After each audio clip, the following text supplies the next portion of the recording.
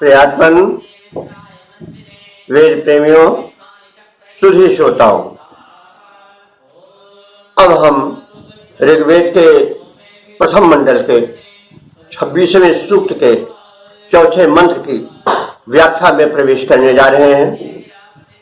यह मंत्र गायत्री छंद में निबद्ध है।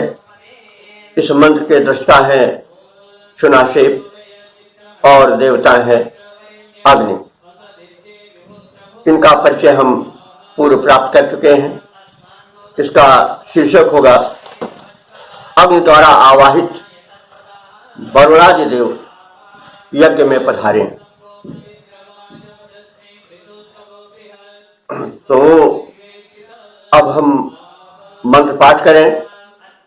ओम आनो वर्हिरिषादशो वरुणो मित्रो अर्यमा सीदन्तु मनुष्यो यथा।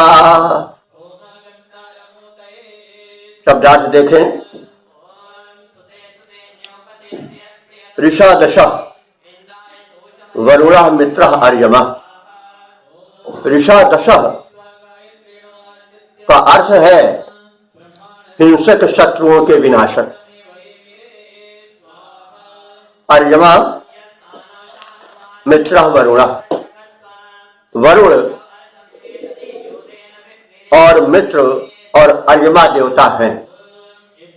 तो वरुण देवता के विषय में हम बहुत पहले जान चुके हैं।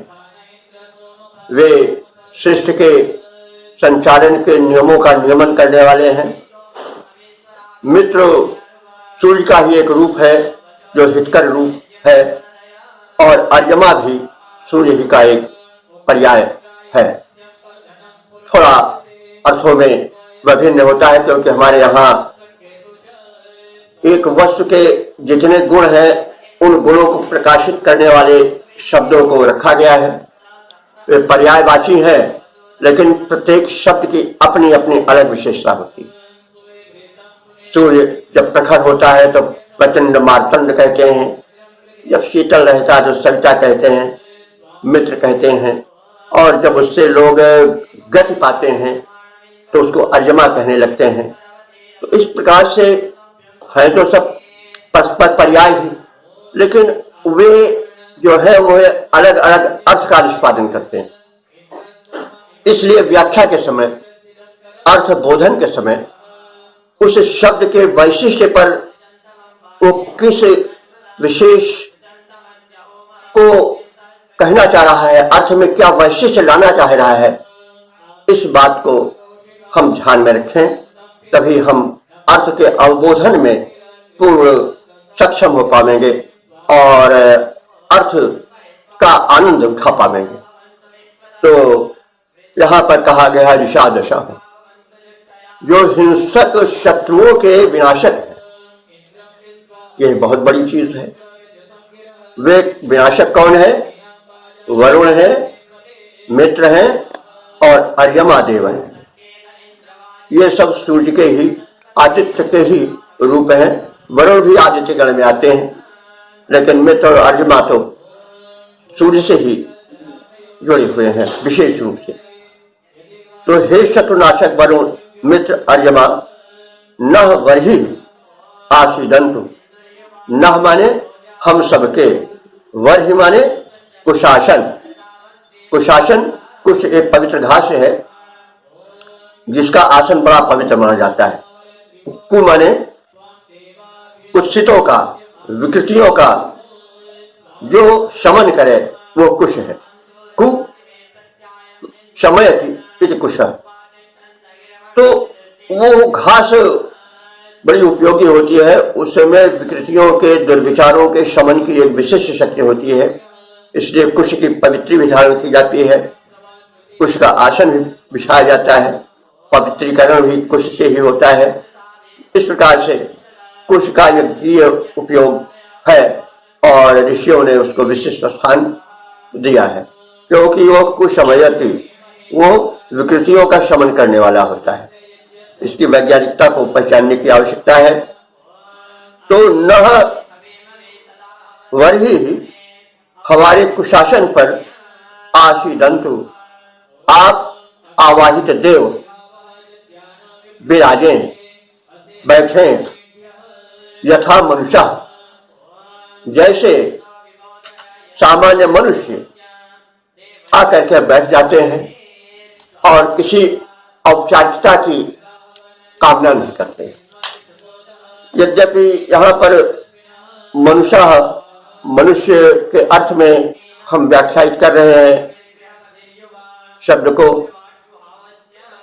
लेकिन शायराचार्य ने इसको मन से जोड़ा है और कहा कि जैसे मन के यज्ञ में वरुण, मित्र और अर्यमा आकर के बैठे थे और यज्ञ को सफल बनाए थे, सुशोभित किए थे, वैसे आप भी आकर के बैठ जाओ हमारे इस यज्ञ में।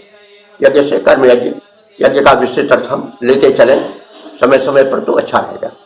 तो इस प्रकार से दोनों अर्थ अपने स्थान पर ठीक है।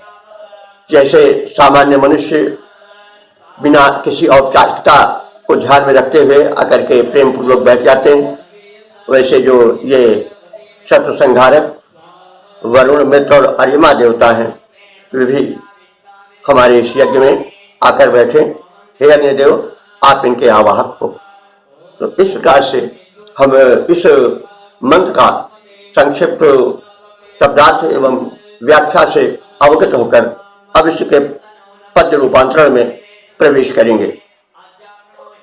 इस यज्ञ में बिछाया, इस यज्ञ में बिछाया मैंने सुघर कुशासन, इस यज्ञ में बिछाया मैंने सुघर कुशासन, आकर यहाँ विराजो यह प्रार्थना हमारी, आकर यहाँ विराजो यह प्रार्थना हमारी।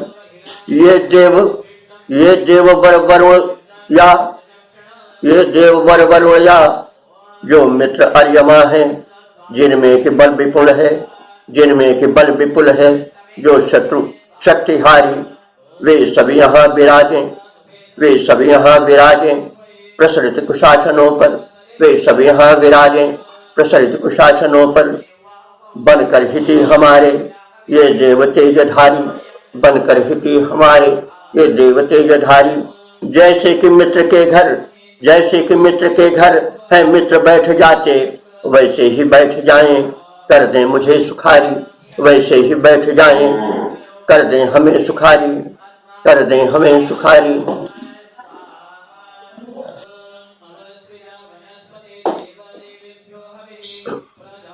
वेद प्रेमियों, सुधे श्रोताओं, अब हम ऋग्वेद के प्रथम मंडल के 26वें सूक्त के 5वें मंत्र की व्याख्या में प्रवेश करने जा रहे हैं। यह मंत्र गायत्री छंद में निबद्ध है। इसके ऋषि हैं आदिगति, सुनाशेप, देवराज, वैश्वामित्र और देवता अग्नि है। शीर्षक है अग्निदेव मित्र भाव से प्रार्थनाएं सुने। तो अब हम मंत्र को सुने। पूर्व्यहोतारस्य ओम पूर्व्यहोतारस्य नो नंदस्व सख्यश्रता इमाशु शुधे गिरा।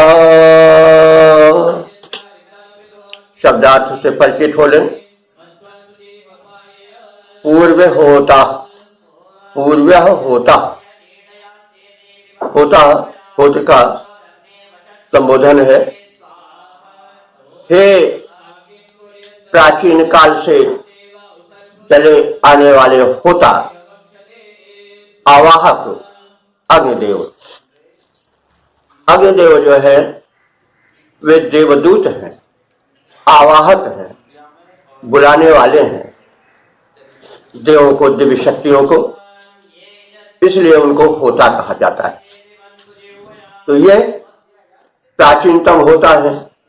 सबसे पहले प्राचीन काल से ही इनका होता रूप में संपादन या होता रूप में इनकी मान्यता चली आ रही है।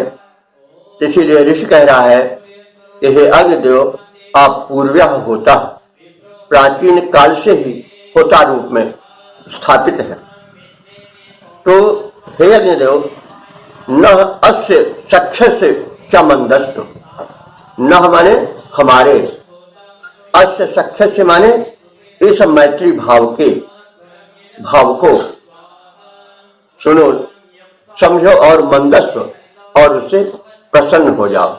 मंदस्व प्रसन्न हो जाओ, सख्य मैत्री भाव से, न माने हमारे, न अस्य सख्य से हमारे इस मैत्री भाव से मंदस्व प्रसन्न हो जाओ। इमह गिरा, इमाह गिरा, गिरा इमाह माने ये, गिरा माने अस्तित्वानियां, न माने हमारी। तो इमाह गिराह, ये हमारी अस्तित्वानियां, उसु माने उत्तम रीत से, सु माने सुंदरता से, सुध माने सुनो। तो हमारी ये जो अस्तित्वानियां हैं, इनको आप उत्तम रीत से सुनो और प्रसन्न हो।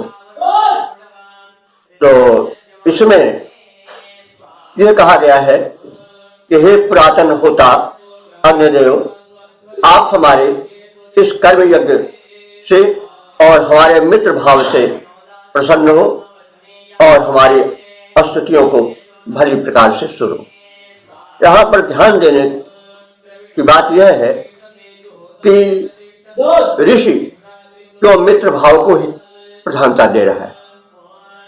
वह भक्त के विविध भाव हैं, जैसे स्वामी सेवक भाव, और इसी प्रकार से और भी तमाम भाव हैं जिनकी पहले चर्चा हो चुकी है। एक भाव सख्य भाव भी है। तो यहाँ पर सख्य भाव की प्रधानता का कारण यह है कि स्वामी और सेवक भाव में तो सेवक बड़ा संकुचित रहता है। वह अपनी बात खुले स्पष्ट रूप में स्वामी के समक्ष निवेदन नहीं कर पाता है। तो सख्य भाव में अगर कुछ थोड़ा एक मित्र से कुछ अनुचित भी कह जाए थोड़ी देर के लिए हंसी मजाक के रूप में, तो उसे क्षम्य समझा जाता है, मित्र हंसकर रह जाता है। लेकिन हम स्वामी के सामने तो ऐसा नहीं कर सकते हैं, क्योंकि स्वामी के साथ बहुत ठिठुर कर रहना पड़ता है। तो सख्य भाव से स्तुतियों को सुनने की प्रार्थना इसलिए है कि आपसे निसंकोच भाव से हम कहें और निसंकोच भाव से आप सुनो। यदि कथन में कुछ किसी प्रकार से थोड़ी उच्छृंखलता आ जाती है तो वो भी क्षम्य है, जैसा मित्र भाव में होती है।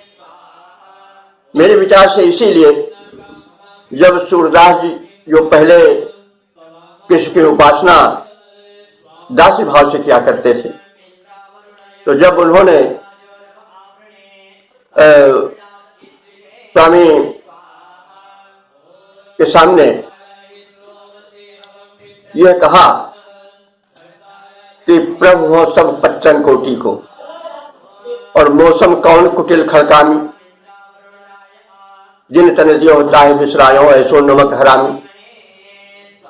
तो इन सब सूर्य के दीनता भरे वचनों को जब स्वामी वल्लभाचार्य ने सुना तो उन्होंने कहा कि सूर्य है के काहे को घिसियात है, अरे तू काहे को इतना घी कर रहा है। मित्र भाव से कृष्ण की उपासना करो, जिसमें तमाम बातें अगर शिष्टाचार के विरुद्ध होती हैं तो भी मित्र से कही जा सकती हैं। तो मित्र का हृदय मित्र के लिए बड़ा खुला होता है, उसमें उतना बंधन और उतना संकोच नहीं होता जितना स्वामी और सेवक के बीच होता है। सेवक बड़ा ठिठुरा रहता है, ठीक से अपने उद्गार प्रकट नहीं कर पाता है, किंतु सखा कुछ थोड़ा हंसी मजाक में शिष्टाचार का भी उल्लंघन कर जाता है तो जीव है वह कुछ दुर्बलताओं को लेकर पैदा ही होता है। तो इसलिए कुछ विचारकों की दृष्टि में सख्य भाव बड़ा सुंदर भाव है भगवान से भक्ति से जोड़ने का। जैसे अष्टाध्यायी के कवि जो है वो सख्य भाव की भक्ति से जुड़े हैं, और जैसा भी हमने सूरदास जी का प्रसंग सुना है, वल्लभाचार्य ने दास्य भाव से आकर के सख्य भाव की भक्ति करने की सलाह सूरदास जी को दिया। फिर वो राधा कृष्ण की भक्ति को सख्य भाव से किया, और तमाम जगह ऐसे भी वर्णन कर दिए हैं जो कि जैसे मित्र मित्र से चुटकी ले लेता है, मजाक हंसी कर लेता है, वैसे भी तमाम सूर के पद मिलते हैं। आप सब परिचित हैं, उनको यहाँ कहने की आवश्यकता नहीं। तो कहने का मतलब जो यह है कि यहाँ पर जो ऋषि ने सख्य भाव की दुहाई दी है मित्र भाव की, तो इसलिए दी है कि ये भक्ति कुछ ज्यादा सरल है और भगवान से जोड़ना चाहिए। बाद में तो यहाँ तक हुआ कि एक मतलब शत्रुभाव को भी भक्ति का एक रूप मान लिया गया। भागवत में कहा नहीं गया है कि जैसे मतलब जो कंस था वो कृष्ण से जुड़ा था शत्रुभाव से, और अंत में उसको मुक्ति मिली। रावण राम से जुड़ा शत्रुभाव से, लेकिन बार बार वो राम का स्मरण करता रहता था, इसलिए उसको भी मुक्ति मिल गई। तो भजन होई नहीं तामस देहा, मन करो वचन मंत्र दृढ़ा, तो हट जाए बैर में करी हो, प्रभ सरसो भवसागर तरी हो। मानस में कहा भी गया कि रावण ने सोचा कि भजन होई नहीं तामस देहा, मैं तो तामसी प्रवृत्ति का हूं, भजन तो कर नहीं सकता हूं, इसलिए मैं शत्रुभाव से ही भजन करूंगा। और अंत में प्रभु सरसों भवसागर तरी हो, उनके हाथों मर करके मैं भी पुण्यवानों के स्थान को प्राप्त करूंगा। तो कहने का मतलब भक्त के तमाम रूप बाद में प्रकट हुए। हमने एक प्रसंगवश कह दिया कि शत्रुभाव से विभक्ति होती है, जैसे कंस और रावण ने किया। तो कहने का मतलब भाव के विविध भावों में भक्ति फैली हुई है। किसी भाव से तुम जुड़ जाओ उस परम शक्ति से, लेकिन जुड़े रहो। तो यहाँ पर सख्य भाव को सबसे अधिक महत्ता दी गई है, क्योंकि उसमें यदि बात कहते न बनी भक्त से निवेदन में कुछ कमी हुई तो भी काम चल जाता है। तो वेद तो सभी का प्रेरक है, सभी विचारों के मूल उसमें है, और उसी से संसार में जितने भाव निकले हैं, जितने विचार निकले हैं, जितने प्रबंधन निकले हैं, जितनी दार्शनिक विचारधाराएं फैली हैं, वो सब वेदों से ही हैं। आप लोग सुनते जाइएगा तो देखिएगा कि कितने गूढ़ मंत्र है वेद के, और जितनी भावनाएं, जितनी विचारधाराएं हैं, उन सबका मूल जो है वो वेदों में निगूढ़ है। तो यहाँ पर भक्ति का जो सख्य भाव है उसको प्रधानता दी गई है, जिसका विकास बाद में संस्कृत साहित्य में और हिंदी साहित्य में भी हुआ है। तो इस प्रकार से हम इसकी व्याख्या श्रवण के उपरांत अब इसका छंदोबद्ध रूप देख लें।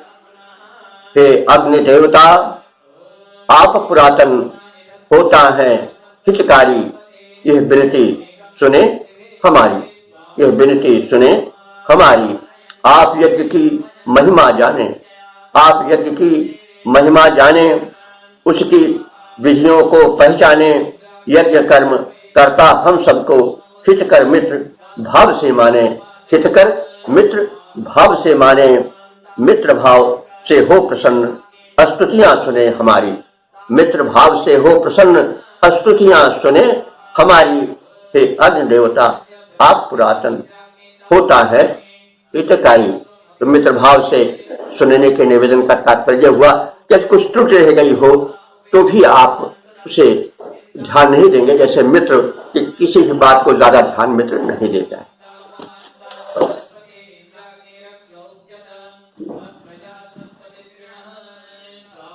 ओम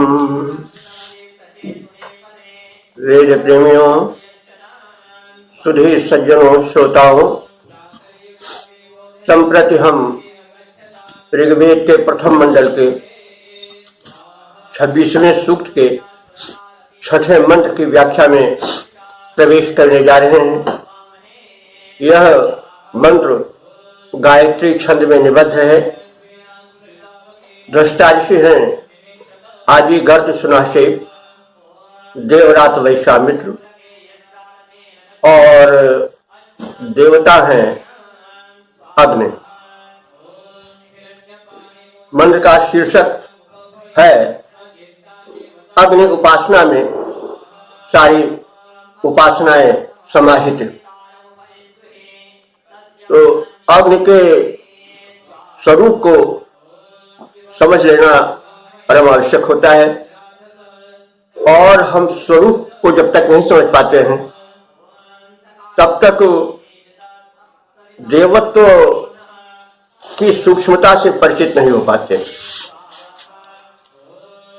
अग्नि समीर आदि हैं बड़े निकट के देवता, बड़े उपयोगी हैं।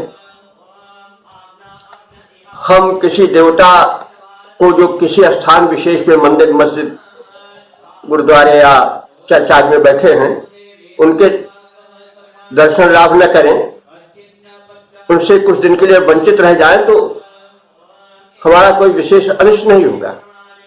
लेकिन अगर पवन देव, अग्निदेव से हम वंचित हो जाएं तो जीवन दूभर हो जाएगा। तो इस तरह से ये प्रत्यक्ष देवता हैं, ये प्रतीक रूप में नहीं है, लेकिन अति परिचयाद अवज्ञान एक सूत्र है कि जब कोई बहुत निकट हो जाता है तो भले ही बड़ा महान हो, उसकी अवज्ञा माने उसका तिरस्कार होने लगता है। तो वही बात है, अति परिचयाद अवज्ञा का सूत्र मानवीय दुर्बलता के कारण या प्रकृति के कारण यहां माना जा सकता है। तो अग्नि आदि देव है। विज्ञान भी बताता है कि पहले धरती आग का एक गोला थी, धीरे धीरे ऊपर की परत ठंडी हुई, धरती बनने लगी, और उस बनी हुई ऊपरी परत धरती को द्युलोक में व्याप्त जो अग्नि का एक बहुत बड़ा स्थान है, केंद्र है, सूर्य, उस रूप में उसे जीवन मिलने लगा। बहरहाल अग्नि वह सर्वव्यापी है। वह द्युलोक में जो अंतरिक्ष से ऊपर का लोक है, जिसको हम स्पेस कहते हैं, वहां वह सूर्य के रूप में विद्यमान है। वह अंतरिक्ष में विद्युत धारा के रूप में विद्यमान है, समुद्र में बड़वाग्नि के रूप में, और सब प्राणियों के शरीर में जठराग्नि के रूप में विद्यमान है। उसकी महत्ता, उसका देवत्व सर्वाधिक है।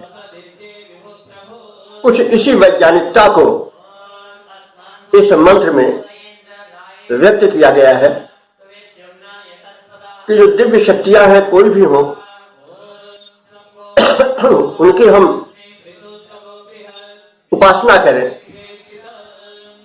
किंतु वह उपासना अंत में अग्निदेव को ही प्राप्त होती है। अग्नि ही उससे प्रबल होती है, पुष्ट होती है, हमारा हित होता है। तो कहने का मतलब सभी उपासनाओं के केंद्र में अग्नि की ही उपासना सन्निहित है। इस आशय से संबंधित यह मंत्र है। तो अग्नि आदिदेव हैं, उनसे संबंधित यह मंत्र इस प्रकार से पठनीय है। ओम यच्चिद्धि शश्वता तना देवं देवं यजामहे त्वयि इद्धूयते हविः। शब्दार्थ जाने। यत चित ही यद्यपि भले ही, शाश्वता माने शाश्वत, यानी सनातन काल से देवान विविध देवों से संबंधित उपासनाएं, तना माने विस्तृत है, तन धातु है नहीं, जो तनोज विस्तार के अर्थ में प्रयुक्त है, तो तना माने विस्तृत प्रचलित है। भले ही सनातन काल से भिन्न भिन्न देवों की स्तुतियां उपासनाएं प्रचलित हैं, वे शाश्वत हैं, तथापि जो है वो वे सारी स्तुतियां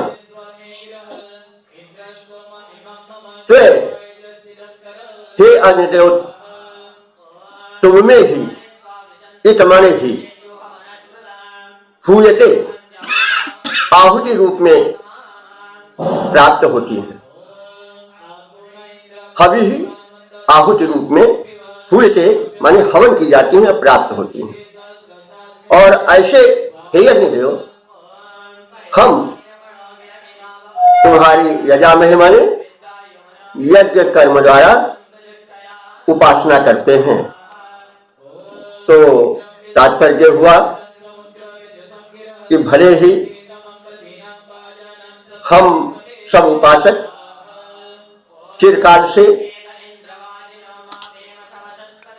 देवम देवम भिन्न भिन्न प्रकार के देवों रुद्र इंद्र वरुण आदि के रूप में उस परम शक्ति की उपासना करते आ रहे हैं, किंतु यदि ध्यान से देखा जाए तो सारी उपासनाएं अग्नि में ही केंद्रित हैं, क्योंकि सबके मूल, सब में शक्ति और ऊर्जा के संचालक, समस्त सृष्टि के आधार, जीवन रूप में स्थित अग्नि ही सबके मूल है। और इस कारण से उपासना किसी भी देव की जाए वह प्राप्त होती है अग्निदेव को, क्योंकि वो आदि देव है। जैसे राष्ट्राध्यक्ष है, सर्वे सर्वा है, लेकिन उसको कोई उसके हाथ में कर यानी टैक्स या जो समर्पण अपना है उसे उसके हाथ में देने नहीं जाता है, वो छोटे से छोटे कर्मचारी को दिया जाता है, लेकिन वो होते होते अंत में पहुंचता है राष्ट्राध्यक्ष के कोष में। तो दिया तो गया सबसे छोटे कर्मचारी को, कलेक्टर को, जो कलेक्शन करता है उस टैक्स का, लेकिन वो होते होते जाता है किसके पास है? राष्ट्राध्यक्ष के पास, राजा के पास। तो वैसे ही जो भी उपासनाएं हैं वो भले ही भिन्न भिन्न देवों के नाम से की जाती हो, उन्हें आहुतियां डाली जाती हैं, लेकिन सब मिलाकर के अंततः वे उस परम देव, आदि देव अग्नि के पास ही पहुंच जाती हैं। इस प्रकार से अग्नि की महिमा अनंत है, अखंड है और आदिकाल से मूल रूप में यह ऋषि का कथ्य है। तो अब हम एक सपाट रूप में आपको देख ले। हे अग्नि रूप परमेश्वर, जैसे सनातन काल से देवताओं को यजन द्वारा सत्कृत करने की सनातन रीति चली आ रही है, उसके अनुसार हम हव्यों को, पूजार्चन सामग्रियों को भिन्न भिन्न देवताओं को अर्पित करते चले आए हैं। फिर भी वे सारे समर्पण भले देवता विशिष्ट किसी खास देव को दिए गए हों, लेकिन अंततः वे उस परम देव, आदि देव अग्नि तक पहुंचते। यही बात गीता में कही गई है कि सर्वदेव नमस्कार केशवम प्रति गच्छति। समस्त नमन किसी भी देवता को किया जाता हो, लेकिन वह अंत में केशव के पास ही पहुंचता है। परमात्मा के रूप बदलते हैं, कभी कुछ कभी कुछ कभी कुछ, लेकिन है तो वो मूल रूप में एक ही। नाम कुछ भी दे दो। यम शैवासम पार्थे शोभित ब्रह्मेत वेदांत बौद्धा बुद्धो प्रमाण पटवा करते नैयायिका आहार जैन शासन तथा कर्मेत मीमांसका स्वयं धातु वांछित फलम त्रैलोक्यनाथो है। जिस परम शैव को शैव लोग शिव मानते हैं और जो वेदांती हैं उसको ब्रह्म मानते हैं। जैन धर्मावलंबी लोग उसको जिन रूप में मानते हैं, बौद्ध मतावलंबी उसे बुद्ध रूप में मानते हैं। इस प्रकार से भिन्न भिन्न धर्मावलंबी अपने अपने हिसाब से उसके नाम रखे हैं, अपने अपने हिसाब से पूजा समर्पित करते हैं, लेकिन वह है एक ही। नाम बदल जाने से वस्तु नहीं बदलती। सूर्य को कुछ भी कह लो, अग्नि को कुछ भी कह लो, लेकिन उसका रूप बदलेगा नहीं, मूल वही रहेगा। और इस बात को ऋषि ने बहुत पहले समझा दिया, और हमें भी चाहिए कि हम इस भिन्न देववाद के चक्कर में पड़ करके तलवार खींचकर न खड़े हो जाएं, जैसा हो रहा है। इतने हम आगे बढ़ गए हैं, चंद्रलोक पर हम चरण रख चुके हैं, मंगल लोक की यात्रा के लिए तैयारी कर रहे हैं, लेकिन अभी हम उस संकुचित दायरे से नहीं निकल पाए। अभी अल्लाह, खुदा, गॉड, ईश्वर, राम, रहीम के नाम पर हम झगड़ते आ रहे हैं और अपने अस्तित्व तक को संकट में डाल रहे हैं। तो यह एक संकुचित दृष्टिकोण है।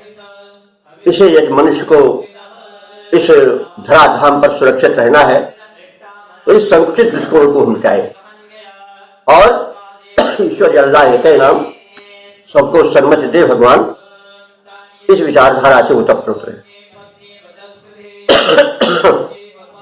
अब हम इसके छंदोबद्ध रूप को देखें। हे प्रभु, तुमको हवि अर्पित कर सुख पाता मैं भारी, सब में है पैठ तुम्हारी। हवि द्वारा सुर सत्कृत होते है यह रीति पुरानी, तुमको हवि से सत्कृत करने की मैंने भी ठानी। किंतु सत्य यह भगवन, किंतु सत्य यह भगवन, हवि जो भी अर्पित की जाती लौट अंततः वह प्रभुवर तेरी सेवा में आती। हे देवों के देव, तुम्ही तो हो सबके अधिकारी। हे देवों के देव, तुम्ही तो हो सबके अधिकारी। हे प्रभु, तुमको हवि अर्पित कर सुख पाता मैं भारी, क्योंकि तुम्हें एकमात्र उस हवि के हो अधिकारी और समस्त तुम्हें ही अर्पण होता है। हम किसे भी दें किंतु जाएगा तुम्हारे ही पास। इस प्रकार से एक दिव्य भावना और दिव्य और उत्कृष्ट और व्यापक विचार को ऋषि ने इस मंत्र में प्रस्तुत किया है और वो अनुकरणीय है।